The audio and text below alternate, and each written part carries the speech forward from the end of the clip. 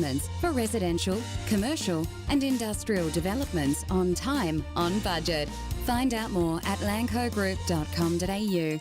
Lanco Group, your business partner for engineering solutions. Ever wanted a career in football?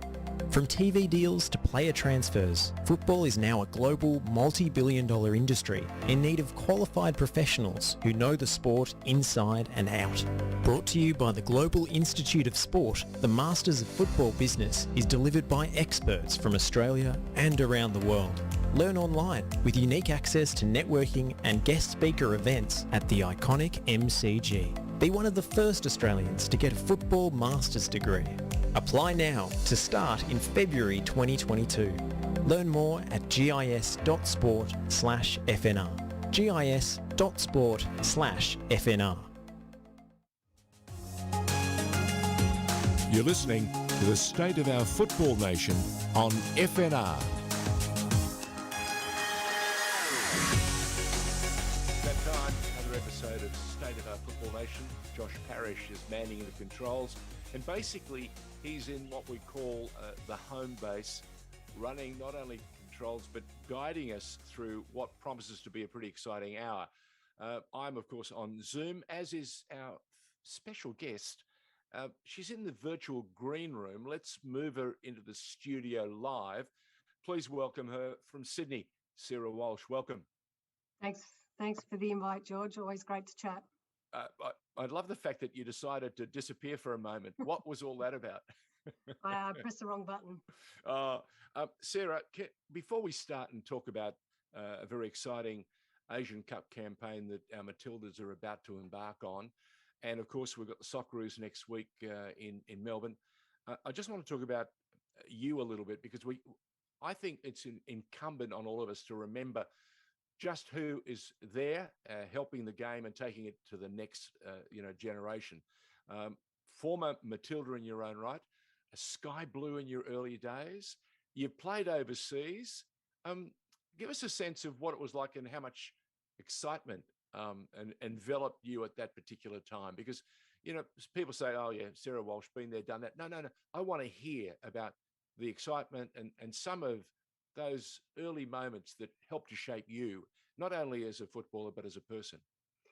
Yeah, it's look, I think it's moments like when the Asian Cup comes around, and these big tournaments that come around, very rarely. Well, obviously, every second year, and then a World Cup every 4 years. Yep. They're really important. I was part of the winning team in 2010, and not long ago I actually spent some time with Tom Samani, and you get to actually, the things that you remember are very different to the next person. But just watching some of the footage of Kate Gill score that goal the other day, the reruns of the actual match itself, it gives the opportunity, I guess, to be a little bit nostalgic. And I actually sent a text to Katie with the goal that she scored, and we joked and laughed about not touching the ball at all. I reckon I touched the ball twice that entire game. So, these moments, as I said, they're rare, but when they come around, it gives you the opportunity to reconnect with your old teammates or your old coach and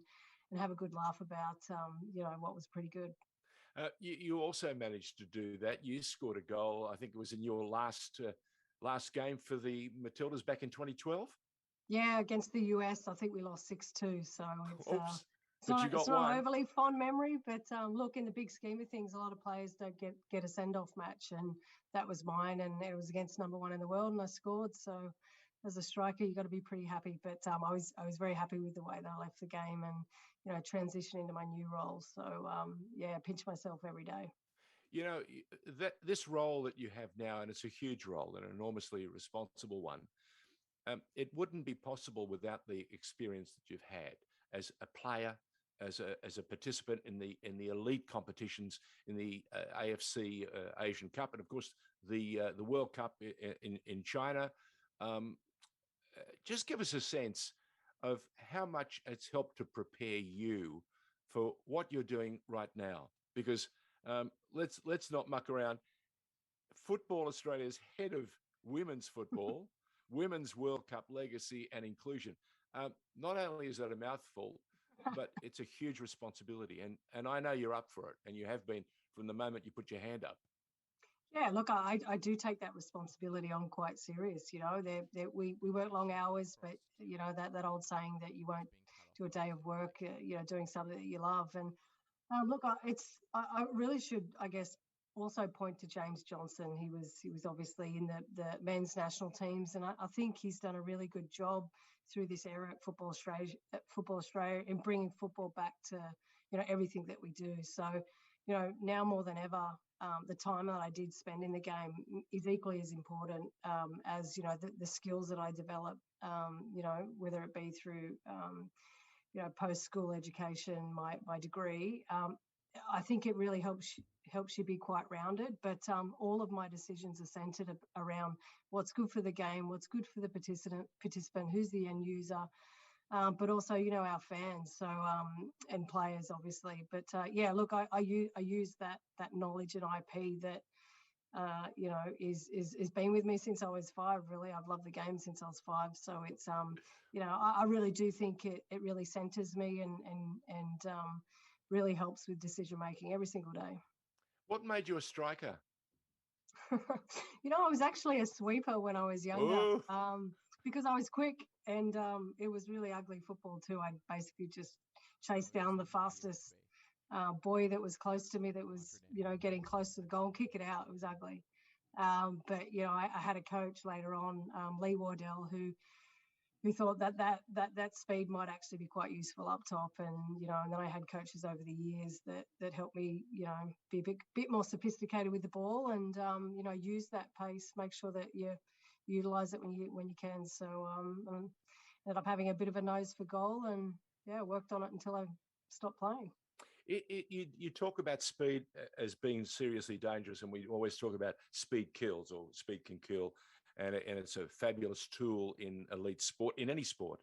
But I also want to know, it must have been your awareness component and the way you read the play that allows you to use that speed, to utilize it properly, sitting on the edge of the so-called sweeper that you were. Were those early days in defence helpful in shaping you to be an even better striker going forward and later in your career?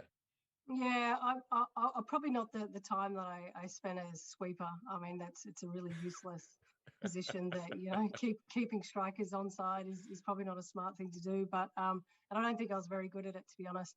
I think there is something to be said. You know, there are actually a lot of fast players in the game that, you know, if you don't know how to use it, it's a little bit pointless, to be honest. And if you don't work on your first touch, you might be quick enough to get there for your second. But I think it's all about the runs that you make Yep. and really having that awareness and tactical awareness around your surroundings. You know, and I think, and it shouldn't go unsaid, I obviously played with Lisa Devana for most of my career. So, you know, if I was able to beat a defender and, you know, and had a better option to play inside, Lisa Devana was always there. So, you know, it helps to have one very quick striker. It's amazing to have two. So I think that was, you know, why we were very successful during those years and scored plenty of goals between myself, Kate Gill and Lisa Devana. So And that Lisa, that attitude that Lisa still has to this day. She may not have that speed that she once had. It's still, she might have the first 2 yards, but maybe she can't continue it as she once did. But that energy and that desire is huge, and it's always been part of her, isn't it? yeah, it's the repeat work. You know, it's you know, in the 90th minute, you know, you're going to make that run that, you know, you see your midfielder's head go up. You're going to make a run in behind. You're going to come to the ball, and more often than not, you know, Lisa and I would kind of work off each other to make sure that we both didn't go forward. So, you know, we obviously had someone quite balanced like Kate Gill, who was your stand-up 9. So, you know, we had a pretty good mix for a while there. But, yeah, they're really good memories. And I think if I look at the strike force today, we have much more variety, and I think, you know, depth off the bench is super exciting with this squad we're about to watch in the Asian Cup. You know, you say it's exciting. I'm absolutely thrilled, and Josh is too, and he's said it on a number of occasions. The sheer depth of youngsters who are getting the sort of games or time to play, we might be able to unearth the next generation in this tournament. Yeah, absolutely. Mary Fowler's already there. I mean, my goodness, that young woman, I think she's an absolute delight. If she, you heard the word natural. Yeah. Well, she did a couple of things in a recent competitions where she just turned and it's half a scan and she's hit the ball instantly and it's beautifully weighted. And when you see it weighted like that, and if you're a Caitlin Ford or you're Sam Kerr or someone else, you must be going, thank you very much. Yeah, it's not only her ability to execute, it's the vision she had in the first place. And just actually, there's just some small things she doesn't get a lot of credit for in terms of, particularly for her age, is she's got 3 or 4 options before she even has the ball, and she's scanned them all. She knows what's happening. So that allows her to really just open up with her first touch and, take 3 or 4 options where most players can't think that quick. And, the higher you go in this game, the less time you have. And it still seems like she has all the time in the world. Sarah, you're co-chair of the National Indigenous Advisory Group that helps Football Australia do so much of its stuff. This current side that's heading off for the Asian Cup, we've got some Indigenous stars there who are top tier. Yeah, absolutely. I mean, and they're fit. They're fit. And I've heard Tony Gustafsson talk a lot about balancing the squad. We've already talked about the youngsters that we're probably going to unearth here, and a lot of them being strikers. But it's also about balancing that out with the Ivy Lewicks and Kai Simon. We were joking offline about her, and she's Benjamin Button. Really, she's playing some of her absolute best football. She's almost peak performance, it seems, and she stays fit. She's going to be very crucial, particularly having already won an Asian Cup. I think you really can't underestimate the players in this squad that have lifted the cup. There's something in that muscle memory. Yes, they've also been part of the losses over the last 2, particularly to Japan. But they know there's a lot of responsibility. I do think they understand that their favourites go into this, and that's the difference about this team, how they cope and deal with that kind of pressure, because that pressure is going to be there in 2023 as well. So we have the team to be able to do it. They need to hold their nerve and treat each team each game by game and actually just trust the process. For Football Australia, Sarah. Sorry, George. Go ahead. I just wanted to ask, you mentioned the selection of Ivy Lewick there and sort of balance of ages in the squad. What is the sort of objective here beyond just winning the Asian Cup? Because it's hard to balance when you've got a tournament to prepare for next year on home soil. It's obviously the big goal versus the prize of silverware now, and where an experienced player like Ivy Lewick fits into the picture in both competitions. I'm interested to hear Football Australia's thinking on what's the priority here, what's the end goal, and how do you balance those two objectives? Yeah, well, I think you actually you kind of answered it. It's we're in performance mode now, and although the big goal here is 2023, as a stepping stone to that, we have the Asian Cup. I don't think Tony's gone as far as saying that he wants, we're going to win it and we should win it. But lifting a trophy, how many months, 18 months out now from the World Cup is going to be important. It's going to be important for the psyche of the players, the team. There was a lot of criticism back around the Olympics and matches that led into the Olympics. We had some really tough matches, but it was tough for the team. They trusted in the process and they made it further than any other Matildas squad had. I went to an Olympics. It is hard work, and they probably would have lost faith there if they hadn't have made the semi. But if they trust in the process, they'll be rewarded. I think that's the thinking here for this Asian Cup. We played some very difficult games. We picked number 1 in the world to come out. We played some tough games, put 2 new centre backs in one of those matches, and it's sink or swim. They've battle hardened to this point. They've got all the support they need to be able to have a really good tournament. I think, if you come away from winning this tournament, it goes a long way for these players to trust the process and that they're on the right journey to the World Cup 18 months later. So that's probably why when you think about bringing Ivy Lewick in, you can't turn up to a tournament with the balance, you know, skewed towards too many youngsters. It's about what happens off the pitch as well. You know, every time you look at a young player's eyes in a change room prior to a match, yes, we might be playing, you know, Indonesia 94th in the world. You know, there's debutantes in that room. They're going to need an old shoulder to lean on. So, you know, no better person than Ivy Lewick. Do we have a clear number one in goal yet? Oh, it's probably a question for you guys, really. I'm probably not going to, you know, talk about, you know, what that looks like. And I think the beauty of this, the competitive nature of this team, you know, everyone's taken their opportunity. We got to see that, you know, Mackenzie Arnold's struggled to get back on the pitch, but we might see her this tournament. You know, Lydia Williams spent some time on the bench as well. She's going to be hungry as ever. Oh, yeah. I think what Tony does want is 3 healthy keepers at the World Cup at this tournament that are literally pushing each other really hard at training. So it makes that decision really difficult. But we actually have 3 very different keepers. You know, Mackenzie Arnold for you know, she doesn't get a lot of credit, but she's so amazing with her feet, and that really allows you as a defence to play very differently. So, you know, you get very different things with each keeper. Tony, very keen to make sure that he gets that winning habit installed in them, and you touched on it earlier.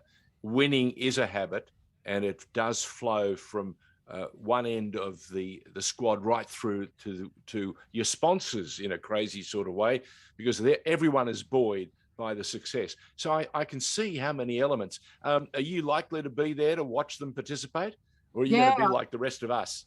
Well, I'm actually I'm planning to travel just before the final. I'm part of the AFC Women's Football Committee, so we have a meeting the day before, and we'll celebrate the match. And obviously, I would love to be there watching the Australians play in the final. Sarah, the countdown is on.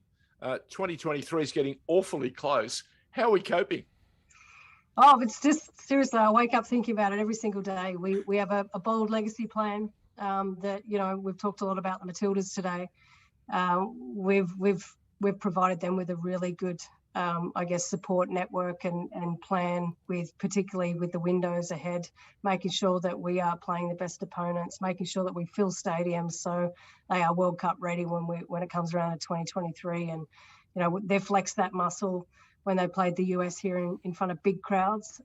We are trying to create an environment that's going to be very real for them so they can start to, you know, prepare for that.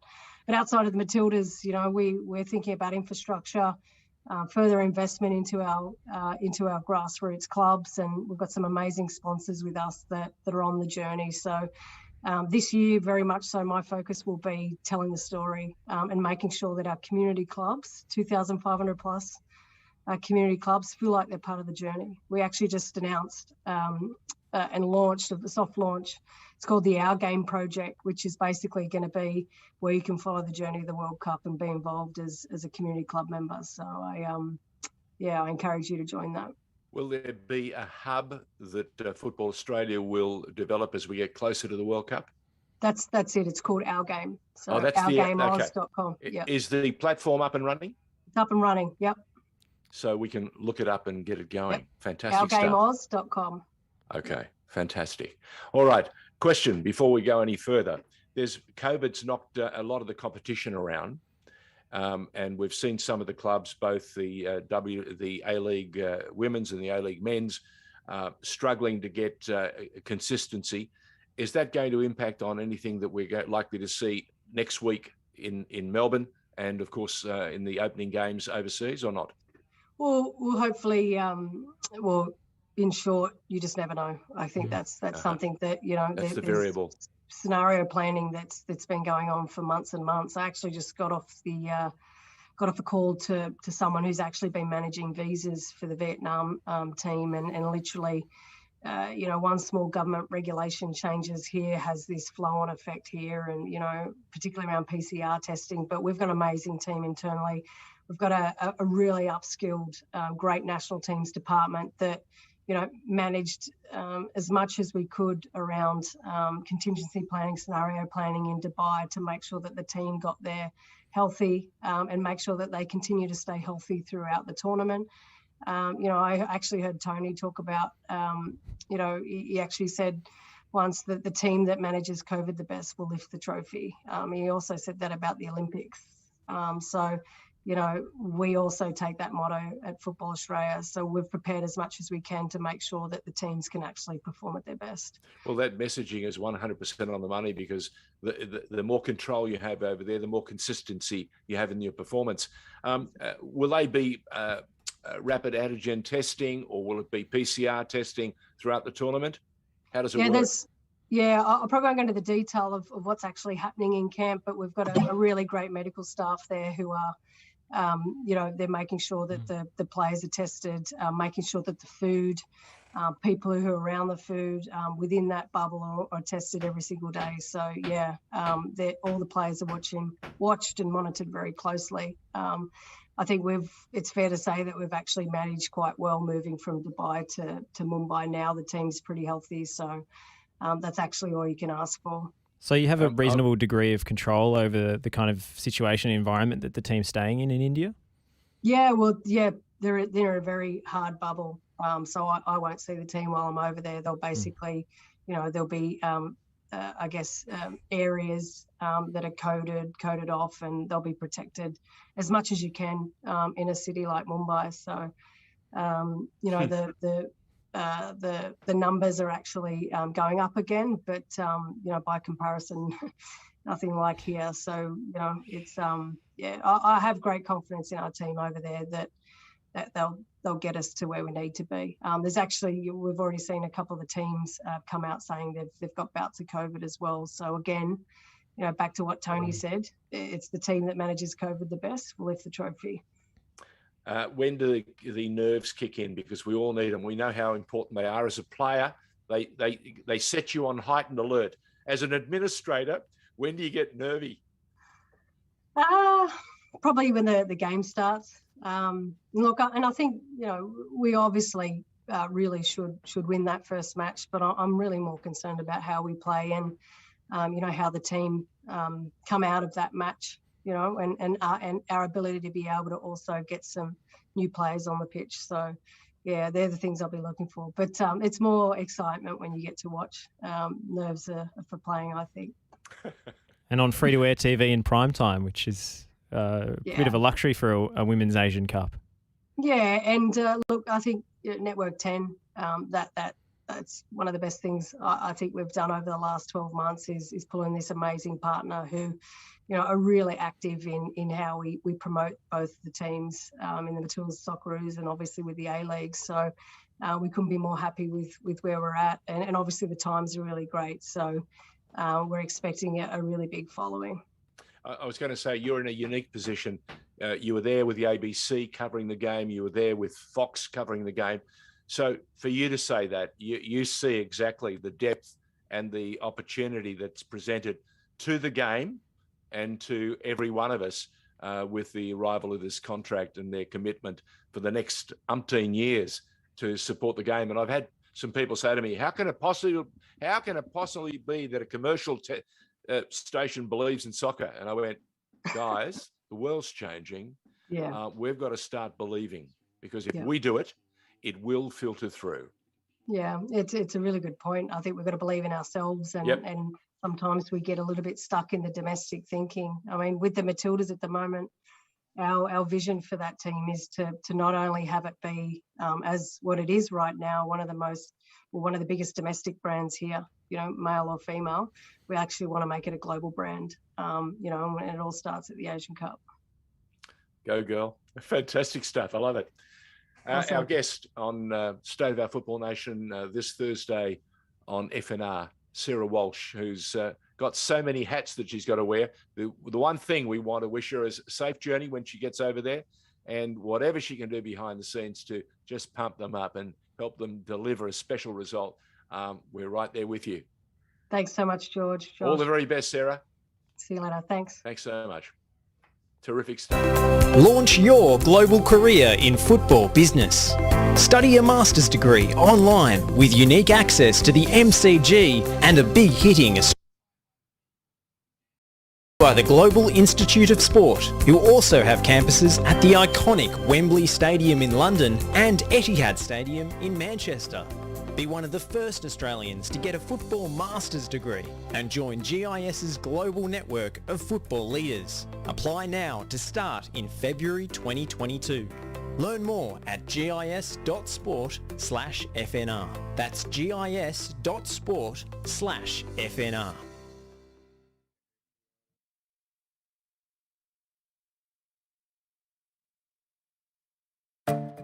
Are you looking to change your destiny in life? Be your own boss? Start your own business? If you are, you need people who understand your needs and are committed to helping you make it happen. At DKP & Co Chartered Accountants, we are more than just accountants. We are business advisors, taxation consultants, and strategists that specialise in setting up businesses. We understand the client and give them the very best customised advice and strategies to achieve their goals. Visit our website dkpco.com.au or give us a call today on 03 9023 9370. Fast, proactive, personal. That's DKP & Co Chartered Accountants.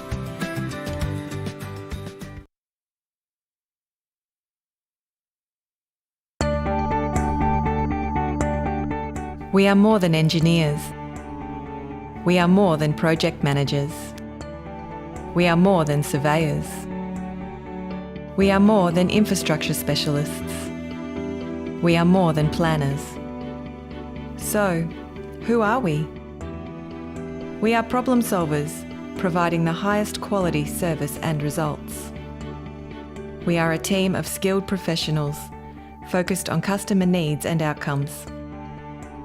We are 23 years of industry experience, adhering to the highest safety standards. We are Melbourne, and we are right across Victoria. We are the Lanco Group, your business partner for engineering solutions. Lanco Group. We are more than you realise, and we are ready to partner with you.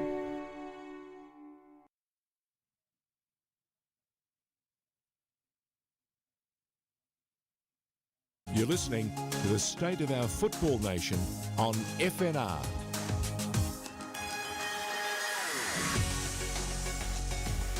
Welcome back. State of Our Football Nation here on FNR Football Nation Radio. And we're going to go to the phone lines now because we've got very special guests. They just made a pretty eye-catching surprise signing the other night, bringing in Carl Jenkinson. That Carl Jenkinson, the former Arsenal fullback himself. He's also got plenty of experience in the championship.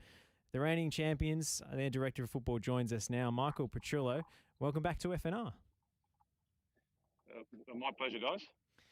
Tell us about this latest signing and I guess where the need arose and how on earth you got in touch with Carl Jenkinson.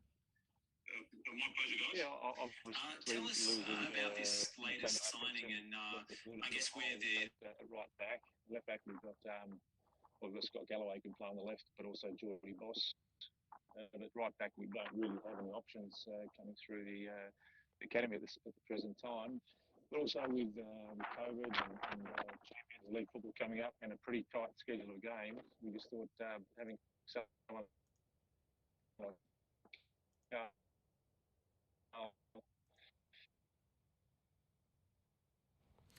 Sorry, Michael, you just dropped out there for a second. We have a bit patchy reception out at Casey Fields. We'll try and get Michael Petrillo back on the line in a moment. Available. We're really done pretty quickly. You there? Yes, I've got you again now, mate. Please continue. Sorry about that. Just not a great line, Denny. So the recommendation, actually, all the contact came initially through Warren Joyce, who knows Carl and suggested that Melbourne City is a great place for him to go, and obviously we followed that up, and the deal was done pretty quickly once both parties were keen to get it done. So is this one of the benefits, I suppose, of having that kind of global network of coaches now and City Football Group having presence in multiple countries that you can identify these available players more easily? Yeah, definitely. We actually had other options come up, but we're so well connected, and particularly when you've got someone like Brian Marwood who's very much involved with the club in terms of interest and keen to help us out. Brian's that well connected. Sometimes a couple of phone calls and he can find out pretty quickly what's going on, particularly around England and the Championship and Premiership. He's got so many contacts there. So Jenkinson comes in to replace Nathaniel Atkinson. Obviously, has gone off to play for Hearts in Scotland, which is a tremendous move for a young player who obviously has Socceroos aspirations. You must be pretty proud to see the leaps and bounds that he made during his development at City. Yeah, absolutely. I remember standing up on the mound at we were in Canberra watching the national championships, and Nathaniel was representing Tasmania, and he stood out with blonde hair and his ability to go past players, and so actually standing there with our ex-academy coach Joe Pelletier, and we thought this kid's definitely a very talented boy, and to get him over to Melbourne at that age, it's complicated, but it worked really well, and to see him come through the ranks, it gives you so much pleasure to see boys done things the hard way and get rewarded, fulfilling their dream really, and hopefully it's only the start for Nathaniel, because I'm sure that he'll go on to even bigger and better things as his career progresses. And I'm sure the club's benefited financially from the move as well. I mean, interesting article in the Sydney Morning Herald the other day with James Johnson telling Vince Rigari that maybe Australian clubs can take more advantage of the transfer market, and that perhaps Adelaide and Melbourne City are the two clubs leading the way in that department. Yeah, look, it's a complicated process. I don't think it's as simple as the way James may have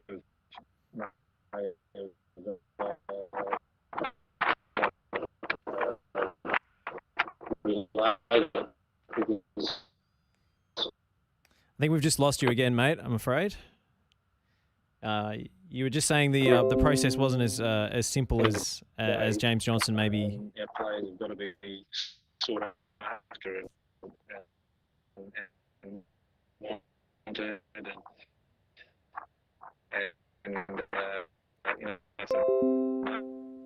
it's not there. Yeah, look, we might have to leave it there, Michael. I'm afraid it's a bit of a dodgy line, so I'm sure we'll get you back on again when you're in better phone reception, and we'll give it a go another time. It's a real shame because it's a very interesting subject area, but just can't hear you. So we'll go to a break and we'll come back with George Danikian again on the other side. Are you looking to change your destiny in life? Be your own boss? Start your own business? If you are, you need people who understand your needs and are committed to helping you make it happen. At DKP & Co Chartered Accountants, we are more than just accountants. We are business advisors, taxation consultants, and strategists that specialise in setting up businesses. We understand the client and give them the very best customised advice and strategies to achieve their goals. Visit our website dkpco.com.au or give us a call today on 03 9023 9370. Fast, proactive, personal. That's DKP & Co Chartered Accountants. Ever wanted a career in football? From TV deals to player transfers, football is now a global multi-billion-dollar industry in need of qualified professionals who know the sport inside and out. Brought to you by the Global Institute of Sport, the Masters of Football Business is delivered by experts from Australia and around the world. Learn online with unique access to networking and guest speaker events at the iconic MCG. Be one of the first Australians to get a football master's degree. Apply now to start in February 2022. Learn more at gis.sport/FNR. gis.sport/FNR.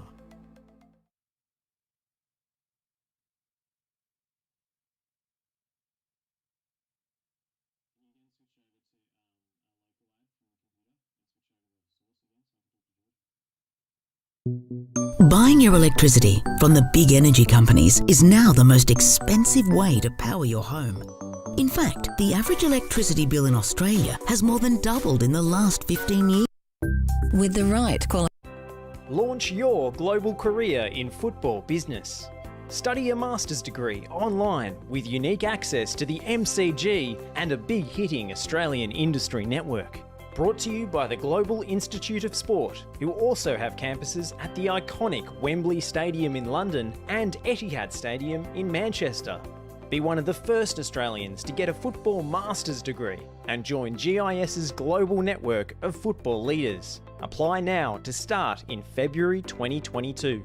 Learn more at gis.sport/FNR. That's gis.sport/FNR. Are you looking to change your destiny in life? Be your own boss? Start your own business? If you are, you need people who understand your needs and are committed to helping you make it happen. At DK... You're listening to the State of Our Football Nation on FNR.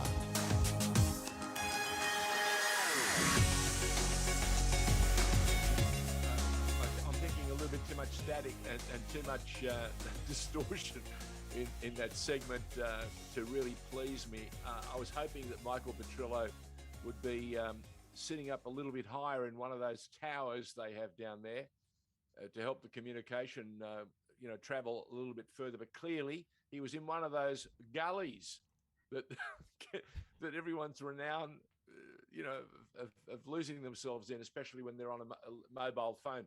Isn't it amazing? 2022, and we still, in a major city like Melbourne, struggle to talk to anyone in the suburbs. Well, George, I was under the impression that City's training base, their new base at Casey Fields, had everything, but I realised I was mistaken because they don't have their own cell tower on the roof. Correct. Which might be the next investment. We'll have to wait and see. But especially after we reach out to Brad Rouse and say, Brad, we had your head of football. We couldn't make hide nor hair of what was going on, but we did pick up a gem. Warren Joyce, it seems, still loves Melbourne City and cares about its fortunes. How is that? That's amazing, actually, because I wasn't under the impression that things had ended particularly well there. But everyone who ever dealt with Warren Joyce, in press conferences and so forth, has told me he's a really lovely guy. And even if the results didn't quite go the way City were hoping, he obviously still has a soft spot for him if he's willing to help him out with the transfer. So, amazing that they've maintained that relationship even after he was sacked and he parted ways with the club rather, and Carl Jenkinson's come in as a result. Well, look, Brian Marwood was the key player and has been the conduit for so many, signatures that have played for City over the last 10 years. And it's no surprise that if Brian Marwood wants to make a phone call, anyone will and everyone will answer. But I have a feeling that Warren didn't quite please all the journos the way they would have liked. And of course, he got a bum rap, but that's my view on it. I got a unique opportunity to spend some time with him. And whenever we needed it, he would more often than not be there and available. And if it was with a lower tier club, it didn't matter. He would certainly give his time freely, never put on any airs and graces. And here it is again. Michael Petrillo says Warren Joyce saw an opportunity for this young man to get some playing time. He's 29 years of age. He still feels he's got something to contribute. Nottingham Forest is the club that we've got the loan. I think it's a season loan. Is that correct from your end? Yes, I believe so. Yeah. Right. So he's keen to play. Nottingham Forest have had a busy period. They've got a pretty good side at the moment. They notched a couple of important scalps recently, didn't they, Josh? Yeah, I mean, Jenkinson's an interesting one for me as a player because you know him from Arsenal days, don't yes, you? Indeed, and he was a bit of a supporter's favourite, almost a cult hero for the way he went about things. He was a local lad. They wanted him to do well. Maybe he wasn't quite up to the Arsenal standard, but his application was always, second to none. And then he had a bit of a bad run with injuries, and I don't think things have gone particularly well for him at Forest. I didn't see him from the reaction of the Forest fans on Twitter to this move. But what did they say? I missed that. What was the feedback? it was sort of like, oh, you have him kind of thing. But sometimes a player just needs a change of scenery, and I'd be interested to see how he goes in the A-League. It'd be interesting kind of barometer for where the league's at. And, City have had success with, I guess, recuperating players with kind of runs of muscle injuries. If you look at Andrew Naboo. Mate, Curtis Good. Exactly, yeah. He had 3 years where, or if maybe perhaps longer, it might have been 4 years, where his career, there were serious questions about whether he could play at a level that would be worthy of the young man to continue training. And look at him, knock on wood, he's been a remarkable footballer for the last 2 years, and quite possibly BOG. Yeah, it's a shame to see his COVID enforced absence of late, because I think City's defence and also their possession play has suffered as a result, with his left foot no longer being that outlet. But the fullback is an interesting role at City. We know they like to move inside and take up midfield positions at certain points in the game, Jamison and Galloway. So it's something that Jenkinson is going to have to learn fast. Will he play that sort of role, or are we likely to see him more? And I'd like to hear this from your tactical perspective. Could he play in a back three instead of a back four and be the central back? Possibly. I don't see Patrick Kisnorbo changing the formation too much. Okay. I think Jenkinson could do that. He's also occupied kind of ball-winning midfield roles before as well. He's been a bit of a utility man in his kind of various stints, and at Arsenal as well. He was in various cup games and things. I remember him slotting into midfield as a kind of number 6. He wasn't a flashy player by any means, but he was pretty effective when he was asked to win the ball and quickly give it to the more creative players. And maybe with a bit more space and time in the A-League, that might benefit him. I understand his endeavour was always 100%. Absolutely. I mean, they called him... they had a nickname for him. I think it was the Corporal. The Corporal? Yeah. Because he had an almost militaristic intensity about the way he played. So. Oh, wow. Wow. The Corporal. I wonder, will we be able to see more of the Corporal on the terraces? I can see people making salutes now. I think it might also be a reference to some old English wartime program, Corporal Jenkinson, but I'm not actually sure. I'll have to go and Google that one. Yeah. Okay, well, what did you make of our opening guest, Sarah Walsh, and how the Matildas are preparing for what promises to be an exciting AFC Asian Cup? I'm very excited about this tournament. I'm excited that we get to watch a couple of games at 9 o'clock in the evening, a very civilized time for Asian competition. So often these tournaments get played in the Middle East, and it's 1 a.m., 3 a.m. kickoff times. We don't have too many late games in the group stage. There's 2 9 o'clock kickoffs on 10 Bold, and then the third game against Thailand is a 1 a.m. Slot, but it's on the main channel, which is fantastic. So I'm excited about it. I did think her justification for bringing Ivy Lewick along was quite interesting, irrespective of whether she makes the distance to the 2023 World Cup. Being that experienced head who can mentor the players that are there in a high stakes competition. That's interesting, because I guess that comes from her playing experience, which I don't have. Because intellectually, I think, well, why would you bring a centre back when we need to find someone for the World Cup? Not for now, but yeah. Okay, I'll tell you what my reading of it is. Lewick did a tremendous job at City when they were winning competition after competition. And she has that mentorship that maybe the younger ones will thrive. She's also, I put it to you, yes, more critical for the Asian Cup, less so for the Women's World Cup, but her role as a senior player providing really important support will continue that journey. In other words, I think she'll be there for 2023, but not quite possibly the key player that she might be at the Asian Cup, if you know what I mean. Absolutely. And the other interesting thing for me looking at the squad is the balance of players. There's a lot of forwards who've been selected, but I think that points to Mary Fowler potentially playing the whole tournament in midfield. Correct. I think if you switch a few of those players, those more versatile players around and say Mary Fowler, actually a midfielder, Kai Simon can play a bit deeper, then you start to see a more balanced squad emerge. So I don't think we really have taken 9 strikers. I think that's just a quirk of how the AFC listed those players in the registration forms. And I think Fowler playing in midfield is a really interesting thing for me, because how do you get the best out of a player with such an incredible skill set who doesn't quite know what her best position is? I don't think she knows. She could thread a needle for 40 meters. That is world class stuff. That wins you tournaments. That wins you games. She brings. I've never had reservations with Fowler. I was so excited when Alan Sturridge gave her an opening and gave her a pathway.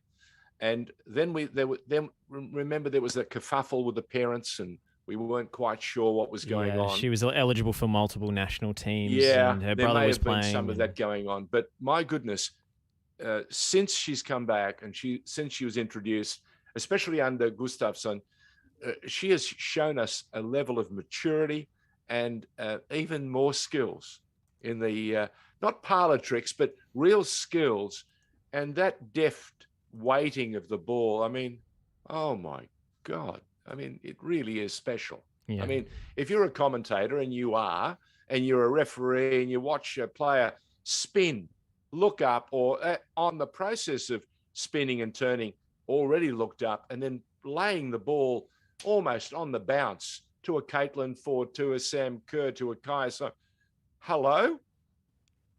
Absolutely. Could you imagine what she could do playing for America? No, I mean that. Or England. Yeah, she would get into those squads, I think. She definitely would. It's just a question of how you maximise her talents and which area they're best used in. But she's just got to play. She's just got to play for now. What do you think? Yeah. Just got to play, huh? I think getting her the ball more often, and therefore playing as one of the 2/8s, I suppose, in that midfield 3 is probably the best outcome. And then the question following on from that, as always with the Matildas, as long as Elise Kellen-Knight is unavailable, is who plays as the number 6. And you've got competing players, but also competing styles of players for that slot. I don't think it does Emily Van Egmont's game any favours when she's shoehorned there.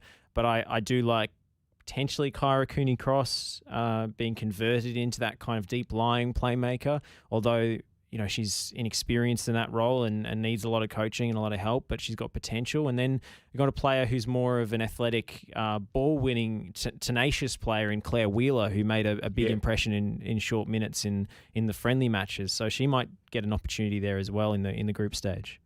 And who would you pick as the key go-to goalkeeper? That's a great question. I'm actually not sure.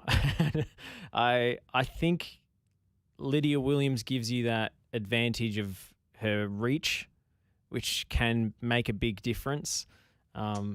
She dominates the penalty area as well, coming out to punch or catch crosses as well. But all 3 goalkeepers have put compelling cases forward, I think.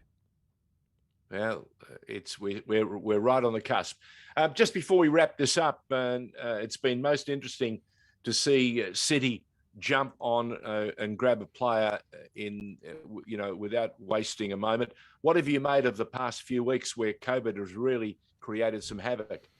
Yeah, I think it's an interesting time now with the teams expected to come back and play lots of games in short spaces of time to make up for that lost time when they've actually lost fitness.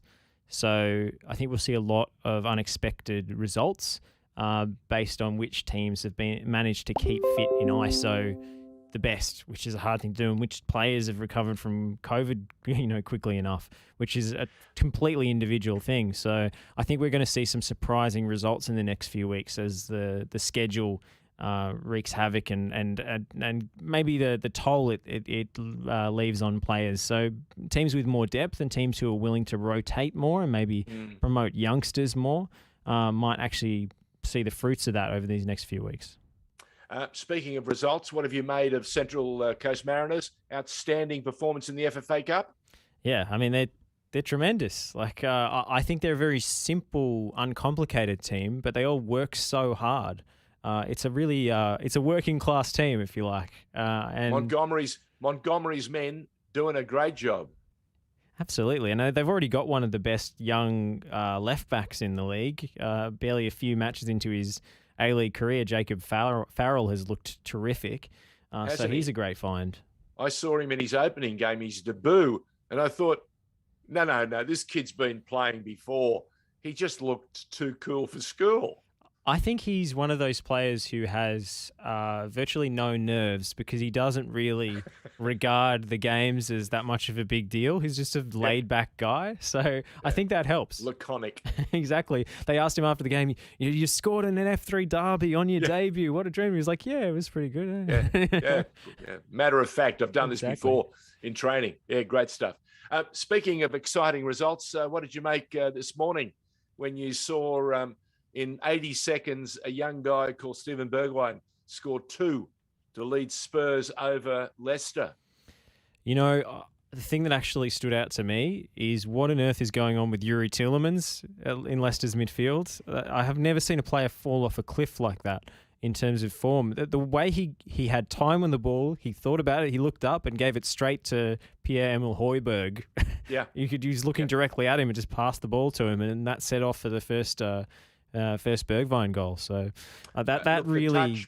The touch by Harry Kane to deliver that ball, that was inch perfect. Yeah. And the speed of Bergwijn, which we spoke of with Sarah, how important speed is. But he's measured that pass. He's just given it that little flick to get past the defence. And, of course, Bergwijn's done enough to beat a pretty classy keeper. But Tielemans still has 2 of the best candidates for goal of the year, has he not, in the EPL? Yeah, he's capable of the spectacular.